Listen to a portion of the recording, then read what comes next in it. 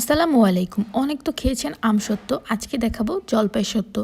এভাবে করে সুন্দর করে জলপাই সত্ত্ব বানিয়ে নিতে পারেন। প্রথমেই জলপাইগুলোকে সেদ্ধ করে বিচি বেছে নিয়ে এবার সেদ্ধ করে জলপাইটাকে একটা ব্লেন্ডার জারে দিয়ে একটু পানি দিয়ে সুন্দর করে একদম পাতলা মিহি করে ব্লেন্ড করে নিয়েছি।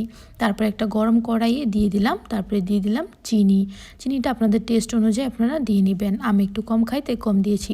তারপরে দিয়ে দিলাম লবণ, শুকনো মরিচ, লাল মরিচ, একটু হলুদ। এবার এগুলোকে খুব ভালোভাবে নেড়েচেড়ে মিশিয়ে নিচ্ছি। ততক্ষণ পর্যন্ত নাড়ব যতক্ষণ পর্যন্ত এটা পানিটা শুকিয়ে একদম পারফেক্টভাবে মাখো মাখো না হয়ে যায়।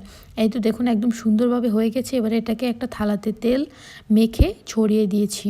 এবার এই থালাটা আমি 3 দিন ভালো করে কড়া রোদে শুকিয়ে নিয়েছি।